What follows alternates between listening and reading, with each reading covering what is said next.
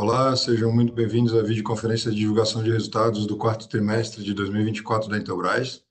Meu nome é Bruno Teixeira, sou o Head de RI da companhia e é um privilégio estar com vocês aqui nesse momento.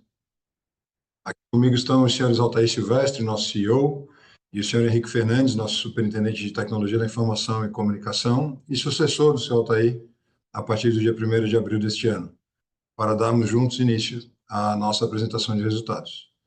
Informamos que essa videoconferência está sendo gravada e será disponibilizada no site de RI da companhia, onde já se encontra disponível a respectiva apresentação. É possível, neste momento, fazer o download da apresentação e, ao final da conferência, a visualização do vídeo. For those who need simultaneous translation, please choose the language by clicking in the icon Interpretation below. E para a sessão de perguntas e respostas, orientamos que as suas perguntas sejam enviadas via o ícone de Q&A, no botão inferior das suas telas. Por gentileza, escrevam seu nome, a empresa e qual idioma as perguntas serão realizadas, e a gente vai respondê-las em ordem de chegada. Ao ser chamado, solicitamos que ativem seu microfone para fazer a pergunta. Ressaltamos que as informações contidas nessa apresentação e eventuais declarações que possam ser feitas durante a videoconferência, relativas à perspectiva de negócios, projeções, metas operacionais e financeiras da Intelbras, constituem-se em crenças e em premissas da administração da companhia, bem como informações atualmente disponíveis. Considerações futuras não são garantias de desempenho, elas envolvem riscos, incertezas e premissas, pois se referem a eventos futuros e, portanto, dependem das circunstâncias que podem ou não acontecer. Investidores devem compreender que condições econômicas gerais, condições de mercado e outros fatores operacionais podem afetar o desempenho futuro da Intelbras e conduzir a resultados que difiram materialmente daqueles expressos em tais considerações futuras. Concluindo essa primeira etapa de esclarecimentos, eu vou dar início à apresentação e, na sequência, a gente inicia a sessão de perguntas e respostas. Com relação aos dados do quarto TRI, a gente começa, portanto, com os destaques financeiros. Percebemos aqui um crescimento de receita perto de 11% com relação ao quarto TRI do ano passado, chegando a uma receita recorde novamente de 1,2 bi, quase 1,3 bi no trimestre, um EBITDA que cresce 5,8% com relação ao EBITDA ajustado de 2023 na marca de 165 milhões, e um lucro líquido que neste ano foi bem afetado pela variação cambial no quarto trimestre, uma queda de 15% contra o ano passado, na marca de 127 milhões. Ponto de atenção nosso aqui da administração com relação ao ROIC, que caiu 3,7 pontos percentuais com relação ao que a gente tinha entregue em 2023, na marca ainda saudável de 18%, mas aqui com uma perspectiva que a gente tem que trabalhar para retomar o ROIC a patamares melhores, né? Trazendo essa mesma informação agora para o ano completo de 2024, a gente vê uma companhia que entrega um crescimento próximo de 16% de receita e 13,4% de crescimento de EBITDA, realmente um resultado bastante alinhado com o que a gente se propõe a fazer e vem entregando ao longo dos últimos anos. E o lucro líquido cresce realmente um pouco menos, impactado fortemente pelas variações cambiais ao longo do ano. Fazendo uma conta simples aqui, a gente consegue perceber pelo menos os 50 milhões de impacto de variação cambial que aconteceram no resultado de 2024, quando a gente compara com a mesma variação cambial reportada em 2023. Então, a gente tem uma base, né, desse impacto do câmbio no resultado líquido da companhia, mas, de qualquer forma, resultados bastante expressivos.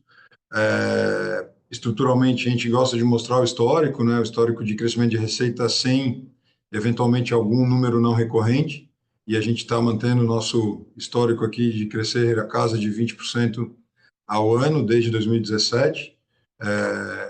Trazemos o crescimento sem a banda KU, né, como uma receita não recorrente de 2023, na casa de quase 17%, portanto, crescimento de receita. A mesma análise sendo feita para o EBITDA, o CAGR era um pouquinho menor, 18,6%, mas também mantemos a companhia crescendo de forma recorrente os seus resultados operacionais, e um crescimento ano contra ano de 13,4%, olhando também o EBITDA ajustado, sem efeitos não recorrentes.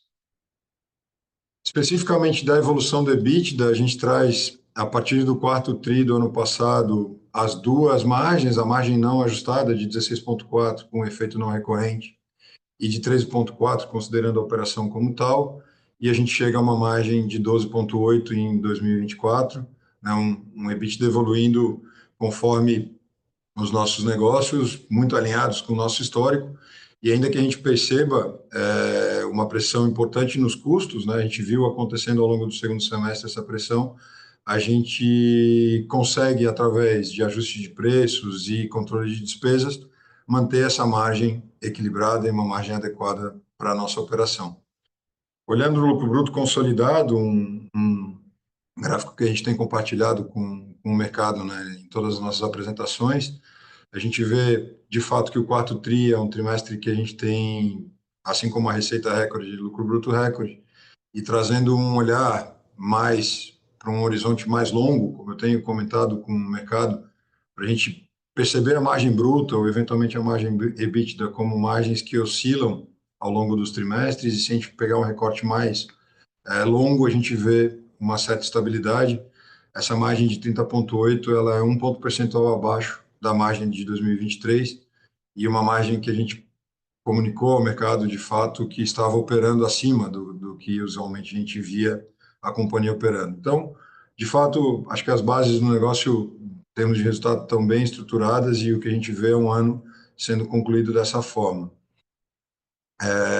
O que compõe esse resultado são as nossas estratégias e as nossas ações por segmentação de negócio, né? Então, a gente traz aqui o olhar de segurança como sendo o principal negócio, representando no ano 55% das nossas receitas e no quarto trimestre 54%. Então, o mix de receita está bem estabilizado. A gente entrega um crescimento anual de 17% em segurança e um crescimento sequencial de 4% do terceiro para o quarto trimestre. De fato, vemos uma continuidade, né, das principais linhas de negócio acontecendo, as estratégias estão respondendo. Um certo impacto ainda observado nas margens operacionais, né, essa pressão de custo acaba tendo ali uma compressão de margem bruta, e o efeito desse custo adicional acaba se refletindo no preço, e uma preocupação que a gente compartilha muito e sempre discute da competitividade do portfólio. A gente continua vendo a demanda aquecida, mesmo com os incrementos de preço que a gente viu acontecendo dentro do segundo semestre. Quando a gente passa para o segmento de tecnologia da informação e comunicação, então, segmento que representou 22% da receita em 24 e 23%, um pouquinho mais agora no quarto tri, dentro do previsto, né, um bom desempenho das linhas de redes de fibra ótica, de cabeamento estruturado, justamente nas linhas que a gente estava visualizando como de crescimento mais imediato, então responderam bem ao longo do ano. Quando a gente vê o crescimento de TIC 2024 contra 2023, receita completa, TIC cresceu conforme segurança, também entregou 17% de crescimento, porém a gente precisa lembrar que no ano de 2023 a gente tinha trazido pouco mais de 40 milhões de receita do projeto de banda KU, projeto que está já em fase final, né? Esse ano já representou um pouquinho mais de 6 milhões de receita só.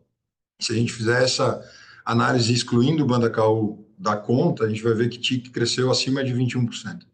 Então, de fato, um segmento de negócio que retoma a trajetória de crescimento e tem um caminho bastante interessante pela frente que está desenhado e já está com suas bases construídas, né?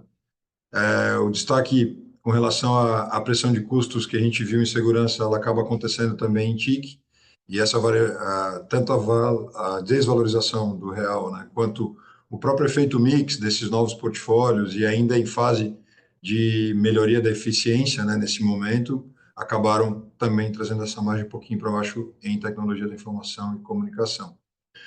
Por fim, nosso segmento de energia, que representou ao longo do ano e no quarto trimestre 23% da receita. A gente vê uma queda com relação ao quarto tri do ano passado, principalmente devido àquela base muito forte do ano anterior, onde a gente teve uma iniciativa bastante agressiva de venda de estoques, né, de realmente fazer o ciclo do estoque refletir custos novos a partir da nova realidade de custos de painéis solares, e vendemos muito no final do ano passado. Então, em 2024, as vendas foram bem mais alinhadas com o que estava de fato acontecendo no ano. E aí crescemos contra o terceiro tri, mas acabamos não chegando no número de 2023, que era um número bastante agressivo, né, bastante forte. De qualquer forma, um segmento que retoma a trajetória de crescimento, cresce um pouco acima de 12% no ano, e realmente focando em controle de despesas e eficiência operacional, que tem sido a tônica, né, do Márcio Ferreira quando ele trabalha a linha de energia e os seus planejamentos com o seu time. Isso acaba refletindo também numa melhor equalização da receita nessas diversas categorias de negócio sobre a gestão de energia, e a gente destaca positivamente ao longo do ano, tanto no Breaks como a parte de Solar Off-Grid contribuindo bem para a receita. Quando a gente olha na perspectiva da evolução do caixa, nesse trimestre a gente teve um consumo de caixa operacional muito associado àqueles estoques que a gente acelerou a compra, né, durante o segundo e o terceiro trimestres, e que a gente viu um nível de estoque bastante elevado no final de setembro. Então, consumimos praticamente 118 milhões de caixa operacional. Temos clareza que à medida que esse estoque vá sendo consumido, os novos embarques vão acontecendo e as receitas venham a partir de um estoque que já está pago, esse retorno da normalidade, né, do nosso capital de giro deve acontecer de fato, a gente deve ver isso acontecendo ao longo de 2025. Do ponto de vista de investimentos, a gente conclui um ciclo de expansão que acabou se estendendo um pouquinho ao longo do segundo semestre também.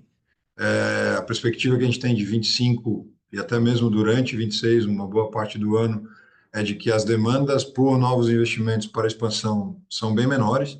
Então, aqui, acho que tem uma atenção especial a esse investimento de caixa em investimentos, né, imobilizado, intangível, deve reduzir. E do ponto de vista de financiamentos, basicamente pagamento de juros e amortização da dívida, a gente vê uma estabilidade da dívida entre 2023 e 2024. Agora, ao longo desse primeiro semestre, vamos começar a amortizar já as debêntures, então tem aqui um caminho de pagamento de dívidas para a gente ver acontecendo ao longo de 2025, perdão.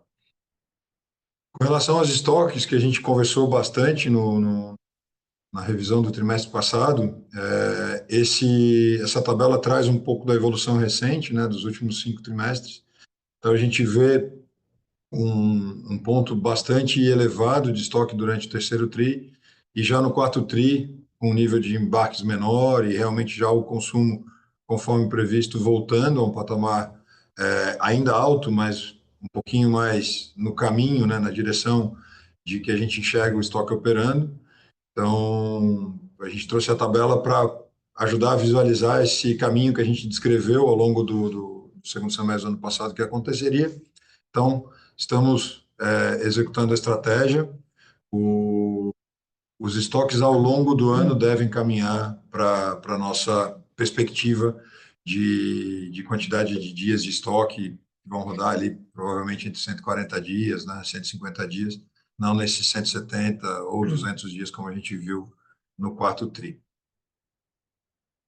Por fim, as análises que a gente compartilha de CAPEX, né? Então, ainda trouxemos alguns novos equipamentos para a operação de São José, aqui do centro de distribuição, e esses equipamentos acabam sendo considerados CAPEX de expansão, e a consolidação dos investimentos feitos no novo ERP. Hoje, concluímos o projeto, então, a partir de janeiro, já não existe mais a alocação de CAPEX para o projeto do novo ERP, e portanto, é menos um investimento que a gente deve ver se repetindo em 2025. Do ponto de vista do CAPEX de manutenção, acho que a gente vê bastante estabilidade, né, nesses investimentos de manutenção, e devem se manter assim também para frente. Antes de entrar nas perspectivas e a gente concluir a apresentação, eu só gostaria de compartilhar um pouco da nossa visão com relação ao ERP, e todo o projeto que a companhia engajou desde abril de 2023. A gente estruturou um time dedicado para poder fazer essa transição, essa importante transição, né, estrutural para o nosso negócio, mitigando todos os riscos que a gente conhece e são envolvidos nesse tipo de iniciativa. Então, foram mais de 200 pessoas dedicadas, né, com dedicação exclusiva ao projeto por praticamente 1 ano e meio, 2 anos, desde que o início do projeto lá em abril virou uma realidade. A gente alinhou extensivamente com os nossos clientes esse processo de mudança, né, tanto o canal de distribuição como nos principais parceiros. O objetivo aqui era, de fato, minimizar os impactos para eles e para os nossos resultados, né? E, por fim, sentimos que o momento era de fazer a transição e fizemos a transição no dia 7 de janeiro. A partir de 7 de janeiro, portanto, a empresa começou a operar dentro do SAP. Estávamos com TOTOS até então, né, um histórico longo com TOTOS, e passamos a rodar SAP e a companhia está rodando. O que a gente espera com esse movimento? Com muita clareza, um ERP que nos permite olhar com maior sustentação para todos os planos de crescimento que a companhia tem, e isso dentro da perspectiva da escalabilidade, da potencial repetição de processos e projetos que são eficientes e podem ser replicados, né, nos demais negócios, a eficiência de processos internos, olhando esses processos com uma perspectiva de processos de classe mundial, que a gente vê a estruturação do sistema nos permitindo fazer.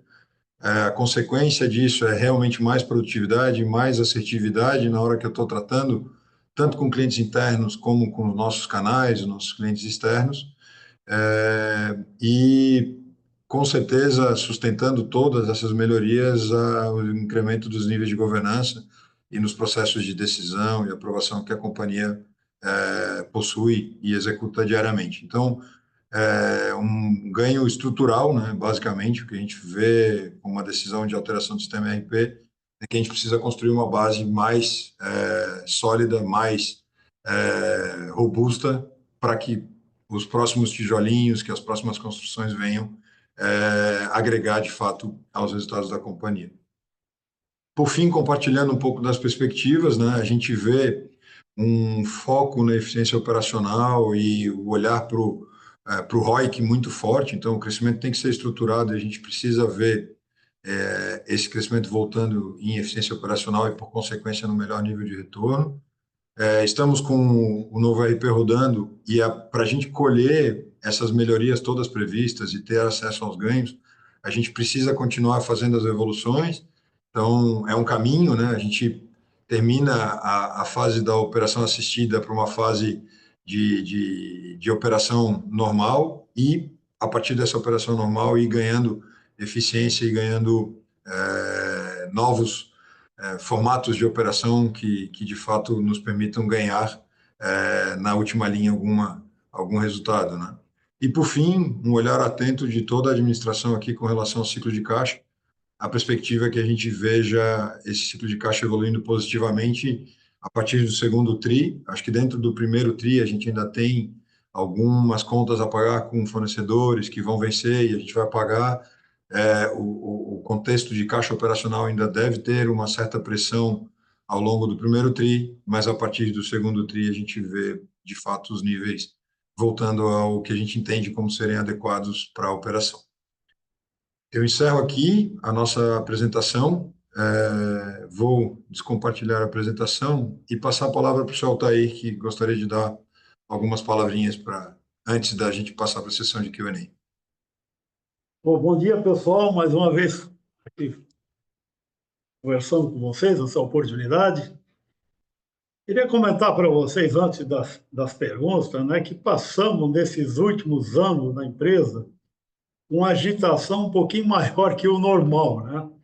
Tanto que nós fomos até atrasando a minha saída, a minha sucessão na empresa, para a gente concretizar uma série de projetos e processos e assim por diante, né? Então, cito desde lá após a pandemia, a crise logística de abastecimento que se estendeu até final do ano passado, o processo de IPO e todos os seus aprendizados, né, que tivemos que passar,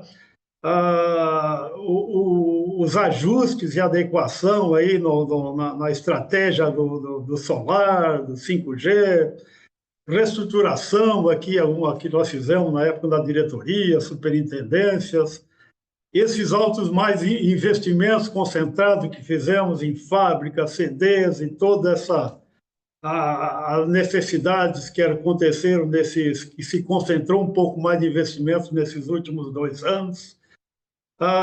O próprio processo do CEO, né, de busca interna também tem um certo de impacto, né, interna.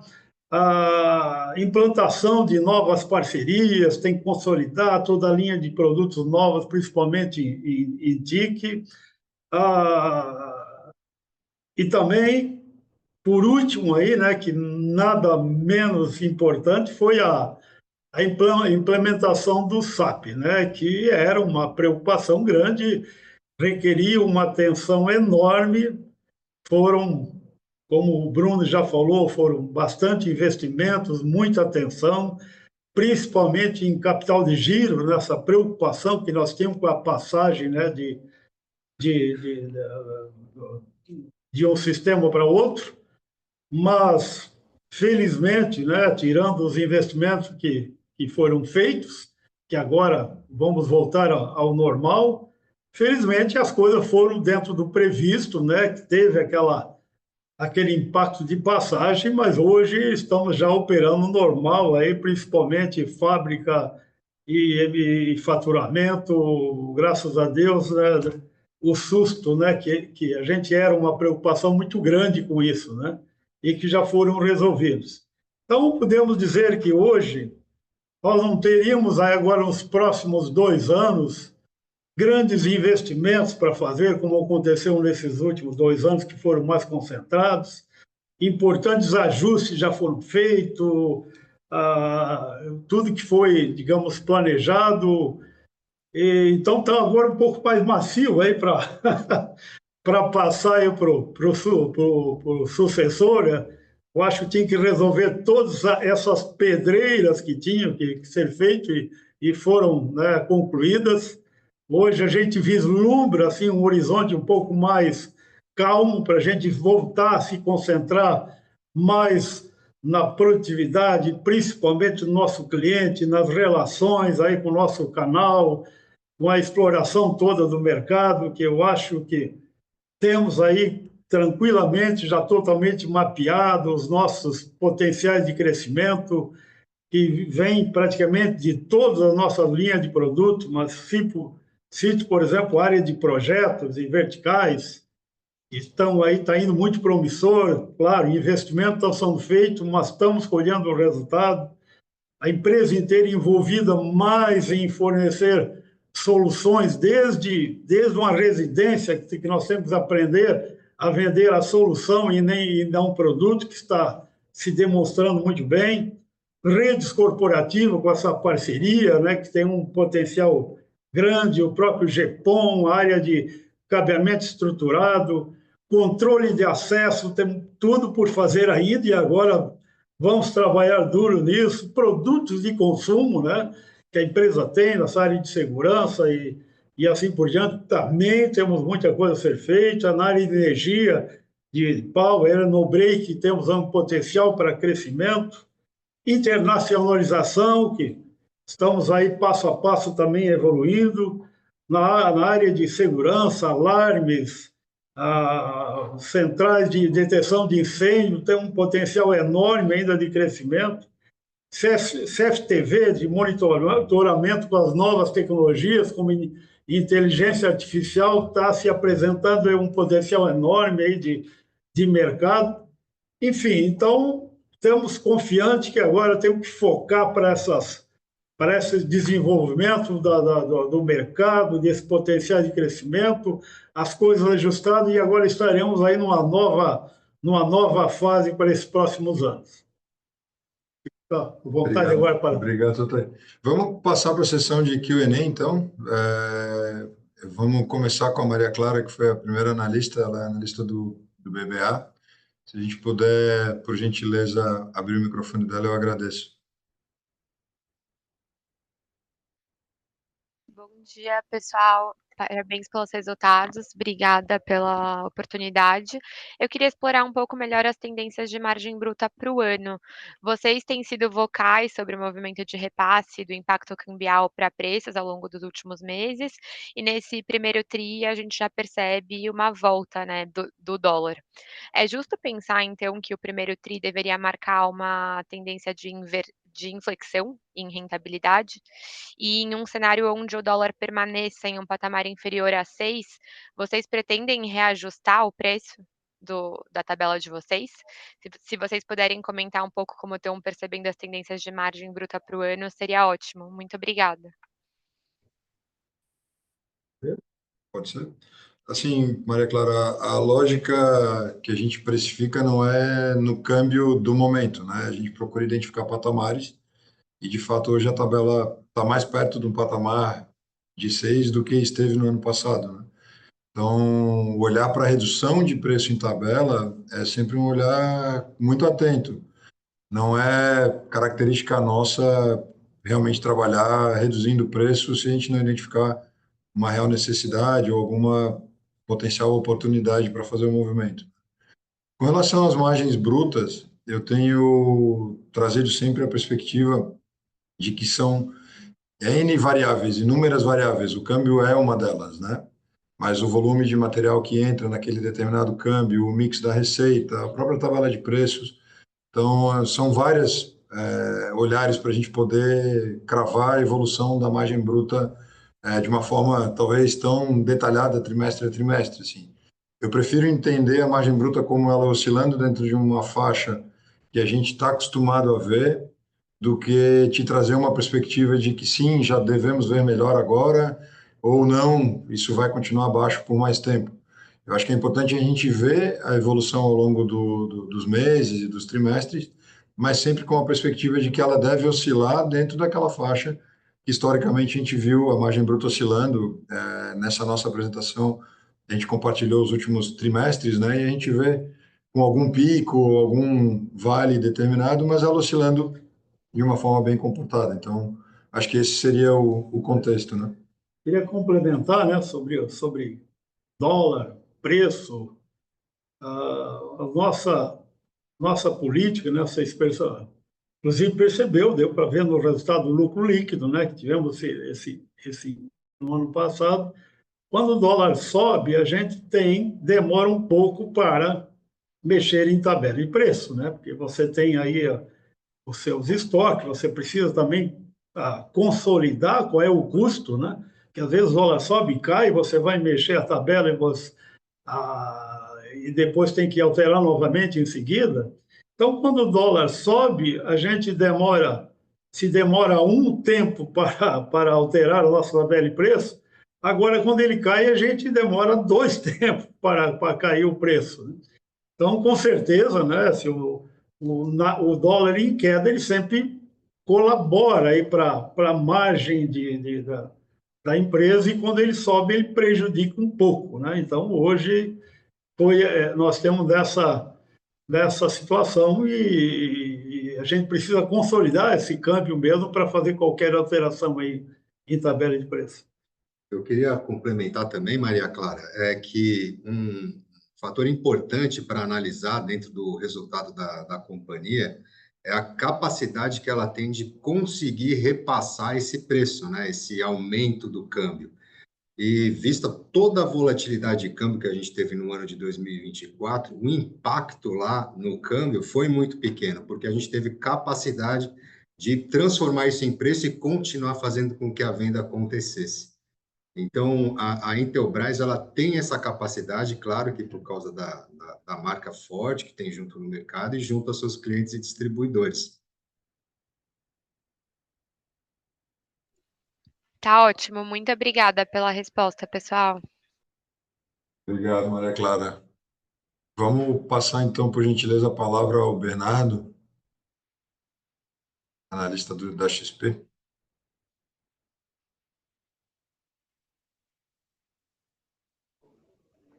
Opa, bom dia, Bom dia, seu Altair, Henrique, Bruno, obrigado pelo espaço aqui. Eu tenho duas perguntas. A primeira é sobre o processo de transição para o novo ERP, que talvez seja um elemento novo aqui para o mercado. A ideia é entender um pouco mais sobre os impactos desse processo. Entendi que boa parte da pressão no working capital foi decorrente desse processo de maior estocagem para evitar rupturas no abastecimento. Como é que a gente pode pensar essa dinâmica olhando para frente? Quando vocês esperam uma normalização nos níveis de estoque? E ainda sobre esse tema do RP, seria legal entender se houve alguma janela de restrição no faturamento de vocês, talvez impactando ou deslocando a receita em alguns meses. E a minha segunda pergunta, um pouco mais qualia, mas seria legal aproveitar esse momento de transição na gestão para ouvir um pouco o Henrique sobre o novo mandato, né, que se inicia agora em abril. Vocês fizeram um processo bem estruturado de transição com o seu Altair. A empresa também tem uma cultura sólida. A gente não espera nenhuma grande mudança nesse processo, mas seria bacana ouvir do Henrique, se possível, quais serão os principais focos na sua nova gestão. Muito obrigado.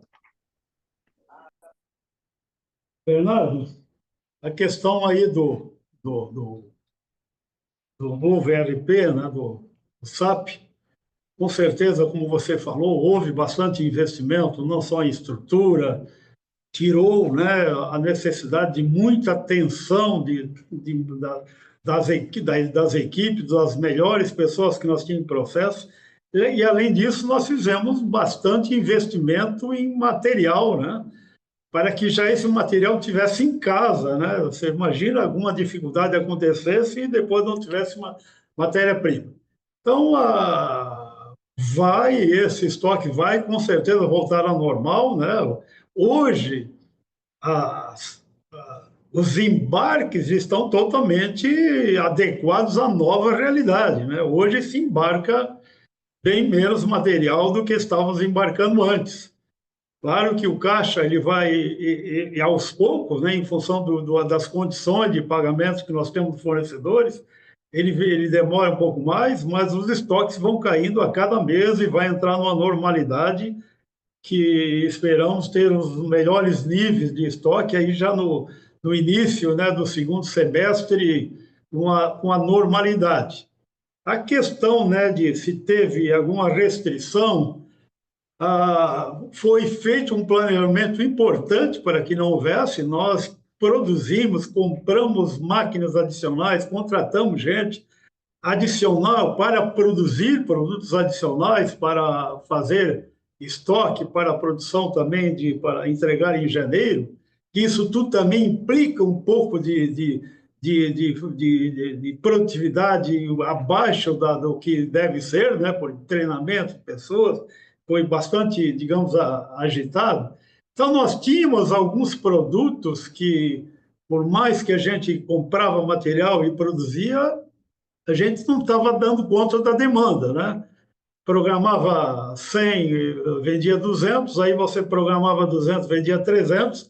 Então, alguns produtos nós temos, nessa retomada, tínhamos dificuldade lá em dezembro de atender toda a demanda e agora acelerou, né? Mas são os primeiros que nós temos produzindo, porque nós tínhamos matéria-prima em casa e estamos acelerando essa questão. Então, hoje, né, digamos, como eu já falei, estamos operando normal, né, com a fábrica nos seus níveis normais de produção, emissão de nota. O foco é atender esses itens ágeis que mais estão em dificuldade, mas a maioria não houve ruptura. Claro que no mês de janeiro nós tivemos a produção excedente de dezembro, que foi entregue, né, no TOF de janeiro. Agora, fevereiro foi um pouco mais complicado, né, em função do SAP, foi exatamente, nós retomamos o novo sistema lá em 7 de janeiro, o muito lento, ele afetou bastante fevereiro, mas os distribuidores, a maioria, né, tinham estoque, já tinham sido programados, e agora é acelerar para atender essas faltas, né, e essas rupturas que tiveram.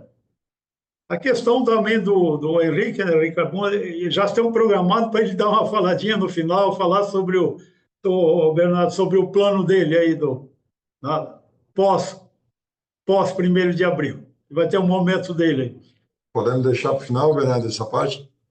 Podemos, vamos aguardar mais um pouquinho então, mas ficou super clara a sua explicação. Se eu puder só fazer um follow-up aqui, senhor Altair, a gente ficou com a impressão, embora seja apenas uma hipótese, de que a transição para o novo ERP pode ter afetado a margem no trimestre, né, ao aumentar o volume de vendas com preços mais baixos, né, para evitar qualquer disrupção na cadeia. Faz sentido considerar algum nível de impacto na margem?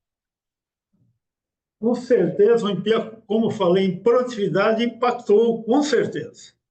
A nossa produtividade pela correria, né, do segundo semestre, em fábricas, em pessoas, não foi legal, né? E, com certeza impactou. E agora nós temos que recuperar, não só agora por ter concluído, mas também o novo sistema te propicia uma melhora na produtividade, que com certeza impactou, sim.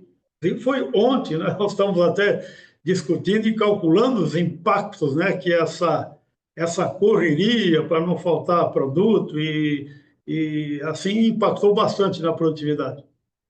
Tá bom, então a gente está falando aqui só de produtividade, não de precificação, né? De tabela de Não, não, preço. não, não. Tá bom, Precificação, não.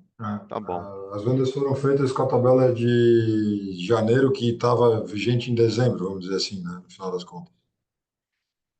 Ótimo. Obrigado e muito sucesso para você, Henrique, na nova posição e parabéns pela trajetória na companhia, senhor Altair. Obrigado, Bernardo. Obrigado, Bernardo. Bom dia.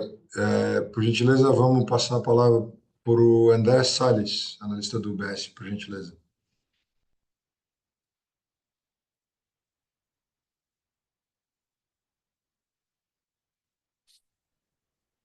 Bom dia, Bruno, Henrique, seu Altair. Queria focar um pouquinho aqui em TIC. Vocês mencionaram no release reforço em capilaridade comercial. Como é que vocês estão vendo o tamanho da força de venda aqui para 2025? Vocês já estão vendo isso num tamanho adequado com relação à demanda que vocês esperam para esse ano?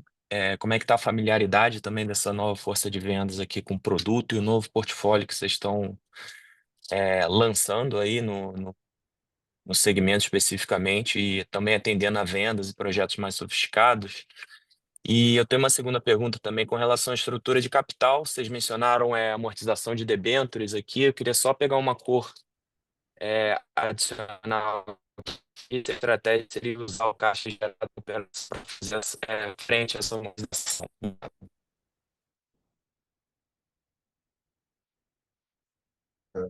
Cortar o microfone, tá? André, a gente escutou o final da tua pergunta com bastante dificuldade. Se você puder só repetir o final, a alocação de Claro, capital, as debêntures, e claro. aí começou a cortar. Ah, tá, peço desculpas aqui. Qual é a estratégia da companhia para fazer frente a essa amortização? Se seria usar o caixa gerado na operação ou se tem alguma outra estratégia em mente aqui?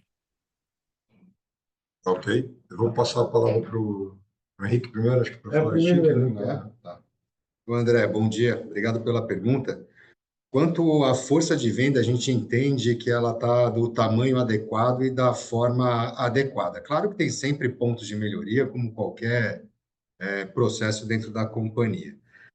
Quando a gente olha, vamos separar em dois negócios, né? Quando a gente olha mais a parte de provedores, que a gente tem um atendimento mais ao provedor, também junto ao nosso distribuidor, junto ao provedor, a gente tem um tipo de estrutura que ela está mais pautada na execução, né, da rotina diária desse negócio, da visita ao cliente e ajuda em projetos, mas é um projeto um pouco mais simples, né?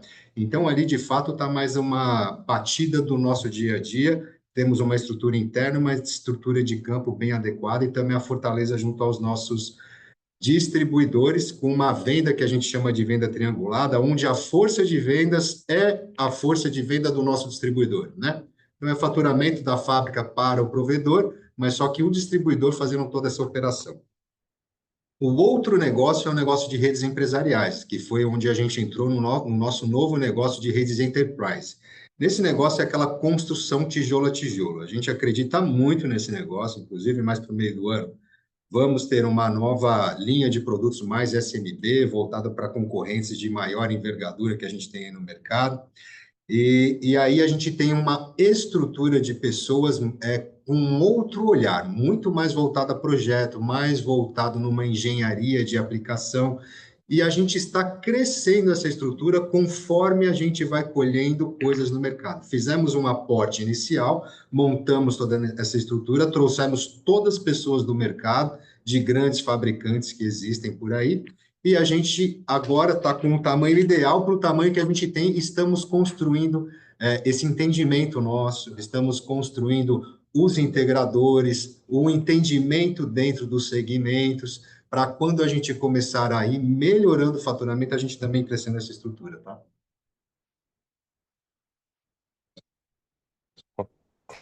Ô, André, sobre a questão aí de caixa, alocação de capital, temos aí a amortização dos debêntures que inicia. Também temos aí um recurso, né, captado, estamos aí aprovado com o BNDES para financiar provedores, que isso nos colabora com o nosso capital de giro. Em vez de nós dar prazo, nós damos prazo através do BNDES e recebemos esses recursos à vista, né? Isso vai nos ajudar também. Agora, a maior fonte de recursos para recuperar vem do nosso capital aplicado no estoque, né? Como diz, as porteiras foram fechadas de embarque material, né? Automaticamente, aos poucos, voltando à linha normal de estoque, o caixa ele vai fazer frente a toda essa amortização e às novas necessidades de capital e voltar ao nível normal que tínhamos anteriormente. E só um complemento que eu acho que é válido, a gente continua sempre atento a captações que façam sentido para os nossos projetos de desenvolvimento e que a gente tenha, de fato, acesso a um recurso com custo adequado, né? Com custo que a gente entenda ser competitivo. Então, essa é sempre uma busca do time da tesouraria e continua acontecendo ao longo do ano também, tá, André? Tá ótimo. Obrigado aí pelas explicações, pessoal. Obrigado. Vamos passar para a Lívia, então, por gentileza, a palavra. JP.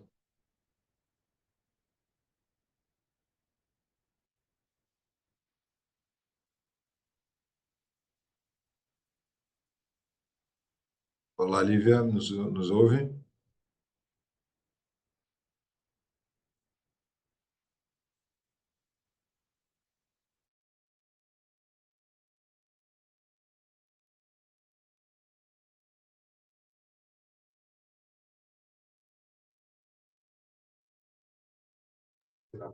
A gente não está ouvindo, eu não sei se tem algum problema no microfone da Lívia. Eu vou pedir por gentileza, então, para a gente deixar a Lívia para um segundo momento e vou passar a palavra ao Vitor Tomita. Por gentileza, vamos tentar resolver o problema do microfone da Lívia. Vitor, do Goldman Sachs. Bem, Bom dia, Vitor, nos obrigado. ouve? Oi, agora estou aqui. Bom dia, pessoal. Obrigado por pegar as nossas perguntas.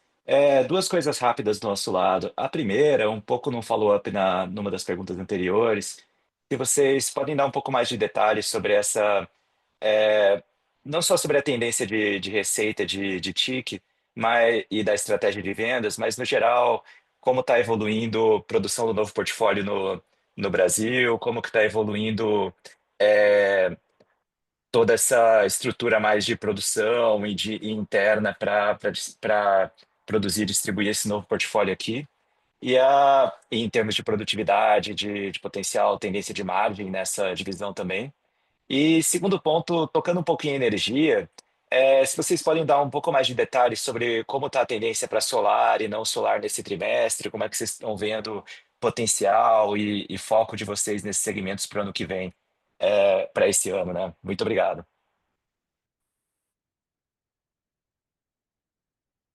Vitor, bom dia.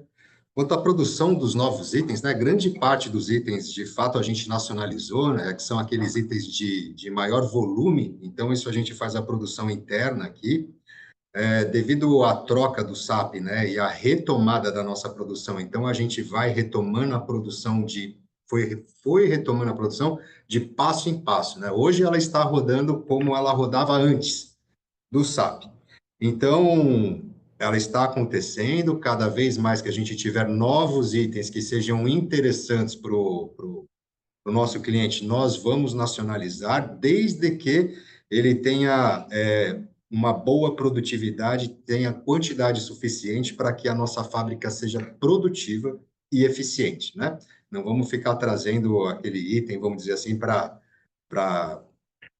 produzir uma ou duas peças. Não, né? Esse tipo a gente faz num outro formato de negócio, porque a gente está com muito foco dentro da produtividade aí que foi falado pelo seu Altair dentro da nossa fábrica.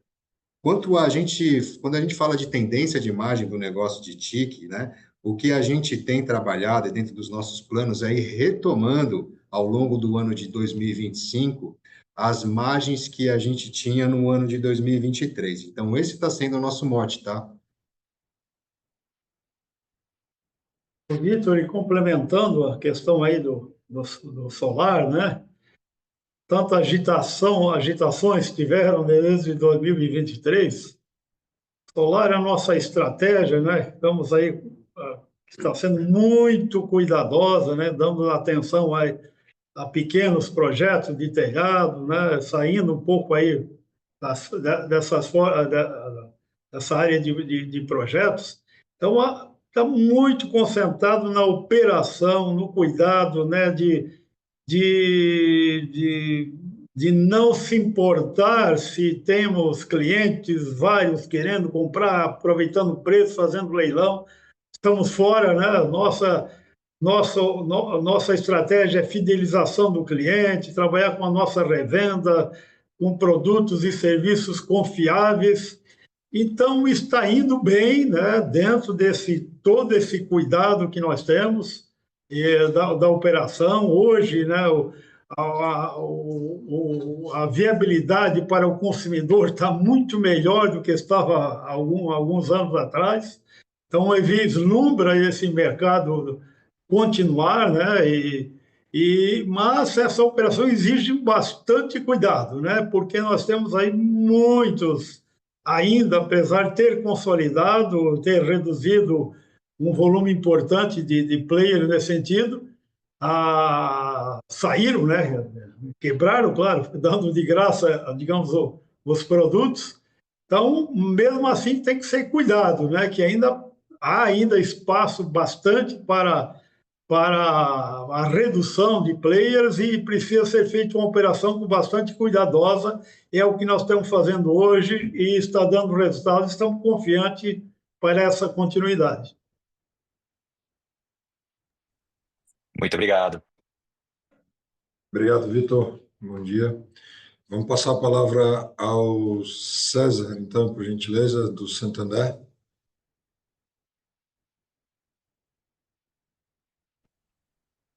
Bom dia, pessoal. Obrigado por pegarem minha pergunta e parabéns pelo resultado. Tem só uma pergunta aqui do meu lado. Vocês tiveram um controle de despesa muito bom esse trimestre, né? E aí eu lembro que no Investor Day passado a gente comentava que esse era um ponto interessante olhando para frente, né? Que tinha, enfim, um certo espaço para controle de despesa, tá? Eu queria entender qual que é a visão de vocês olhando para frente, se isso se mantém, tá? Se para 2025 vocês enxergam o mesmo potencial. E quando a gente fala de margem EBITDA, né, assim como o Bruno já disse, para a margem bruta, deveria ter uma certa flutuabilidade em torno de um range, né? Vocês têm alguma expectativa se seria para cima do que a gente vê hoje? Ou, enfim, algum color melhor? Ô, César, eu não posso, eu sou sempre bem otimista. O pessoal já mandaram puxando na minha orelha, algum investidor Altair, tu não é muito otimista.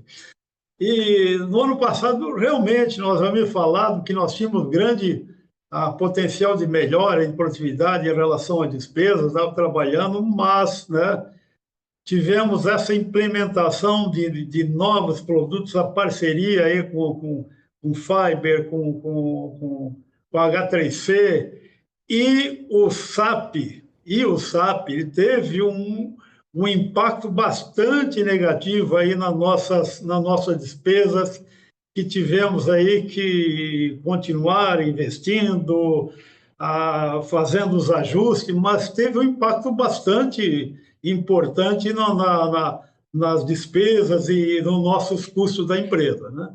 Hoje, com a bola mais no chão, é um compromisso grande que toda organização tem, que sabe que temos condições agora de operar aí com mais produtividade. Vamos buscar essa produtividade, né? Acho que esse que é o contexto.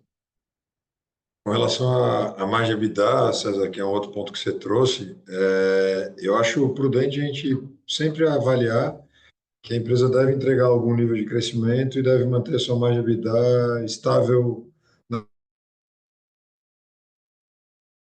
gente consegue perceber ao redor do 13, eventualmente no ano melhor vai estar para cima, no ano mais difícil para baixo, mas eu acho que é uma referência adequada, assim, da gente imaginar que a empresa tem capacidade, né, e perceber que a empresa tem capacidade de entregar crescimento de receita e estruturalmente uma margem estável, tá? Acho que é mais nesse sentido do que a gente vê como no ano passado percebia uma oportunidade de operar acima. No final das contas, acabou operando dentro do contexto histórico, né? Então, acho que esse ano, diferente do ano passado, de fato, a gente não vê uma oportunidade de operar acima.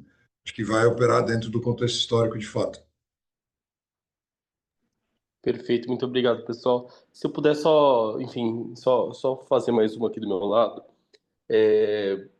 Pelo que eu entendo, vocês operam aí com estoque médio, né? Acho que essa é até uma das justificativas pelo qual a margem nesse trimestre foi melhor, né? Dado que vocês utilizaram bastante estoque que tinha sido recomposto com um dólar mais baixo.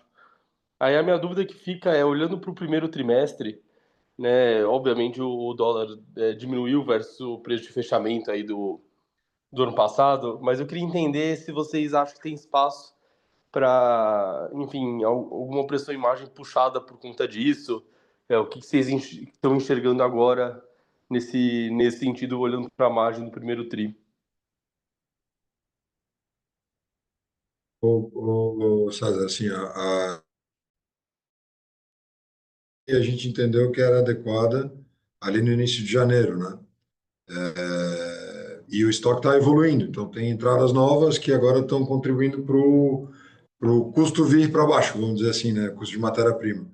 Mas eu acho, de novo, eu vou voltar na mesma resposta que eu dei para Maria Clara, né? A evolução da margem dentro de um período de tempo curto varia muito por diversas variáveis, né? Desculpa, varia pela variável, né?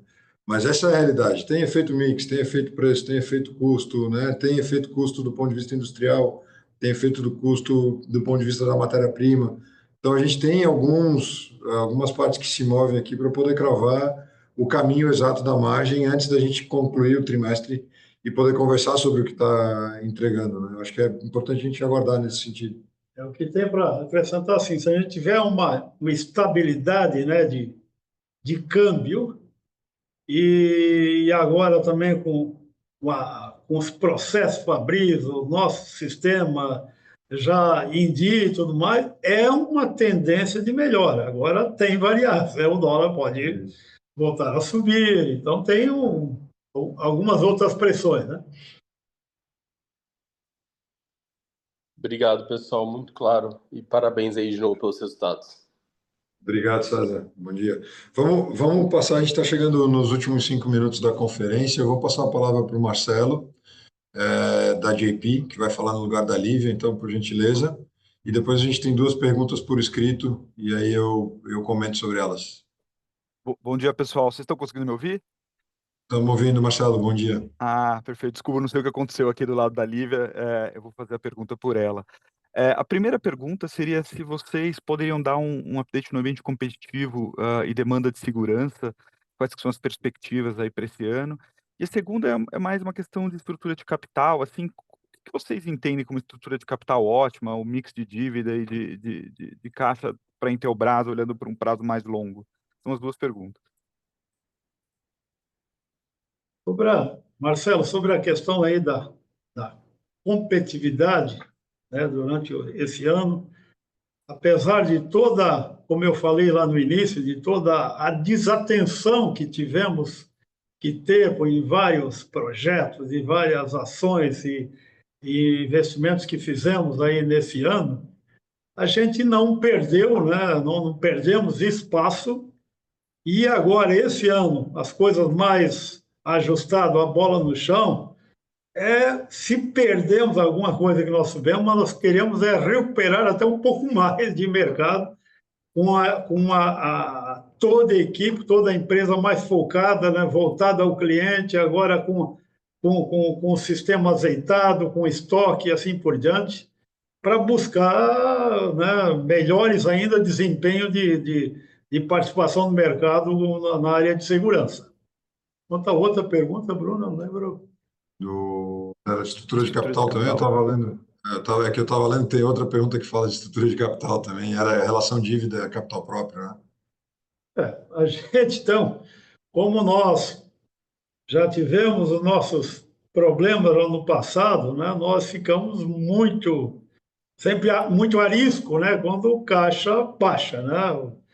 Nós agora, né, tem uma tendência o caixa baixou um pouco, ele ainda, em função dos pagamentos, ele vai continuar talvez um pouco mais baixo aí nos próximos meses, mas a gente temos certeza absoluta, né, que é só uma questão de tempo para voltar, porque eu não vou pagar fornecedores lá na frente, porque as entradas de matéria-prima são bem baixas, né? Então, nós temos a nossa estratégia, a nossa política, né, de trabalhar aí se não caixa líquido, mas pelo menos empatando, né, um caixa líquido zero e ter, digamos, um caixa confortável, né, que aí por volta aí de 2 faturamentos mensais, que sempre foi a nossa ideia. Então, isso é a nossa estratégia, que trabalhamos em termos de capital. Perfeito. Obrigado pelas respostas. Tá joia. Obrigado, Marcelo. Bom, as outras duas perguntas por escrito diziam respeito à evolução do capital de giro. Acho que eu comentei rapidamente na apresentação, mas só reforçando, tem uma tendência a ainda ter consumo de caixa operacional durante esse primeiro TRI e uma retomada de geração de caixa operacional a partir do segundo TRI. O Celteiro acabou de comentar a respeito da evolução dos estoques, das vendas e os pagamentos que vão diminuir em função dos embarques que também diminuíram. Então, esse é o contexto, né, de maneira geral. Depois tem uma pergunta a respeito da conta de fornecedores. Basicamente, a gente pagou bastante fornecedor nesse quarto TRI, deve pagar também ao longo do primeiro TRI por uma questão de prazos, e a gente não teve novos embarques, então a gente não reconheceu novas dívidas. Por consequência, a conta de fornecedores acaba caindo um pouco mais, e à medida que os novos embarques, né, os novos processos de compra voltarem a acontecer no volume de abastecer o estoque na normalidade, isso é uma conta que volta a ter mais relação direta com a evolução do estoque. A gente tem um pouco de descasamento agora nesse momento, tá? E acho que o Henrique, na resposta dele, acabou comentando sobre a margem bruta estrutural de TIC. Então, na pergunta do Luca, considero aqui que ele já endereçou um pouco da dúvida. Eu queria aproveitar esse momento final para passar a palavra para o senhor Altair e comentar para aquelas perguntas que estão aqui por extenso, né, se alguma dúvida ficou, porque acaba não tendo a oportunidade de fazer um follow-up, que nos contatem depois, a gente com o maior prazer endereça cada um dos pontos ali. Senhor Altair, por gentileza. Bom, pessoal, né, eu gostaria de falar para você, né, que hoje a empresa está preparada, né, para começar a colher o que plantou nesses últimos 2 anos, os últimos 2, 3 anos aí, né, depois de tanto tempo, conseguimos colocar a bola no chão e organizar uma série de coisas. Esse trimestre, com certeza, vai ser um pouco aí prejudicado por essa mudança, né? Hoje nós já temos normal, o março já vai ser normal, mas tivemos um mês de janeiro, né, um pouco fraco aí em função dessa mudança. Então, eu queria dizer que nessas 45 anos que estive aqui colaborando com a empresa e 20 anos que estive à frente, né, nós crescemos em média 12,1% real na receita e um pouco mais aí no nosso resultado. Fortalecemos muito a nossa marca, fortalecemos e fidelizamos o nosso canal, fortalecemos e atingimos NPS de clientes, né, invejável no mercado. Criamos uma equipe motivada e forte, interligada por uma cultura e princípios que unem, digamos, a empresa. E é nesses parâmetros que vamos continuar nos focando, além de ganhar, de agora em diante, esperamos muita produtividade. Minha sucessão foi feita aí com muito cuidado nesses últimos anos, onde as opções eram todos os candidatos internos, né? E eu tenho certeza que o Henrique, né? O Henrique é a pessoa certa, ela está alinhada com a cultura para que, junto com a equipe que nós temos hoje, que ele vai continuar contando, né? O Márcio e Paulo também, que foram candidatos nessa questão, né? São pessoas aí de ouro, né? Que estão na empresa, e toda a nossa diretoria, uma equipe muito boa, e uma equipe forte. Eu tenho certeza que eles vão trilhar aí os... Pô, agora me deu... Fiquei, como disse, fiquei emocionado.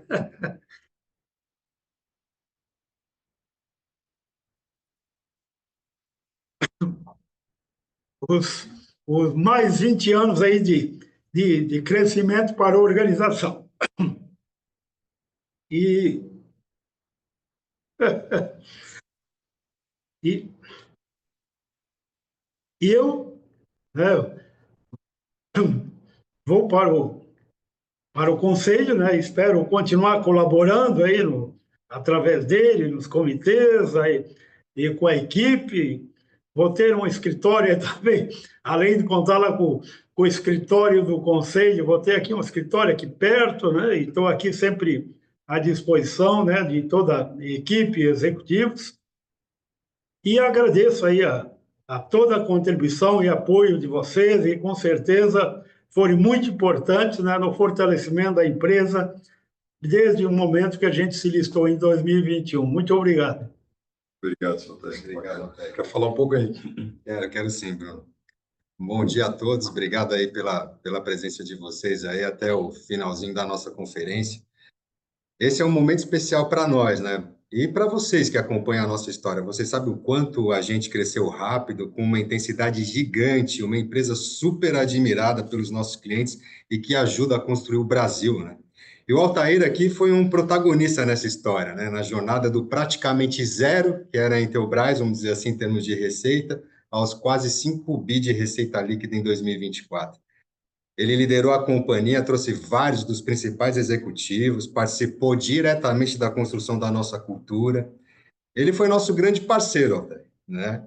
O grande escudo também, porque de muitos problemas e desafios que a gente enfrentou ao longo dessa caminhada. Afinal de contas, né, pessoal, um crescimento como esse, assim, não é fácil, né? Eu não vou dizer que ele está de saída, né, mas ele está em transição para o conselho. Mas na Intelbras, nessa rotina aqui, ele está se despedindo de nós. Altair, agradeço a liderança, a parceria, os aprendizados, juntamente com toda a equipe, vou fazer o meu melhor para continuar essa história de crescimento da companhia e que a gente consiga fazer com que essa média histórica que a gente tem continue acontecendo, tanto em lucro, quanto em receita, quanto em EBITDA, e buscando sempre a melhoria e eficiência do ambiente e manutenção da nossa cultura. Bom, em nome de todos nós, Altair, obrigado. Para não tomar mais o tempo de vocês, né, mas para quem quiser conhecer um pouco mais da minha trajetória, é só agendar com o Bruno, que eu vou ficar super feliz em poder compartilhar um pouco da minha história com vocês e da minha trajetória aqui da Intelbras, tá? Agora, olhando para o futuro, que foi a pergunta do Bernardo, Eu tenho junto ao time um compromisso muito claro, né, que é crescimento sustentável, excelência operacional e valorização das pessoas. Eu acredito que a força da nossa empresa vem das pessoas, que as constroem todos os dias, é investindo nelas, incentivando inovação e fortalecendo a nossa cultura, que a gente vai conseguir melhorar o desempenho e entregar valor de longo prazo para os nossos clientes e para a companhia. O nosso foco ele está no crescimento da receita e do lucro com disciplina e eficiência. Essas duas palavras são muito importantes, com disciplina e eficiente. A gente está trabalhando duro para levar nossos estoques para dentro de patamares aceitáveis, que eram os patamares históricos que a gente tinha, garantindo um fluxo operacional saudável e retorno do caixa. Além de uma análise constante, que foi uma coisa um pouco mais recente, do ROIC dos negócios, para que a gente consiga incluir cada vez mais negócios que estejam dentro do nosso core e que contribua para a melhora do ROIC, não para a piora do nosso ROIC, né? Eu vejo oportunidade, como o Altair falou, de crescimento em todos os nossos negócios, em todos os negócios da empresa, e sempre levando junto aquilo que nos fez chegar até aqui, que são os nossos clientes, os revendedores, instaladores, integradores, e o que a gente chama que é a extensão da Intelbras, que são os nossos distribuidores. Eu estou entusiasmado com essa jornada, eu tenho convicção que com a equipe que nós temos, a gente vai alcançar os nossos resultados planejados, pessoal. Então, a todos, meu muito obrigado, Altair, obrigado por tudo, e conto também contigo, naquela salinha que o senhor adquiriu, e com o apoio também de todo o Conselho de Administração da companhia, e, claro, com o meu time. Obrigado, Henrique. Obrigado, pessoal. Um bom dia a todos. A gente encerra assim a conferência de resultados do quarto trimestre de 2024.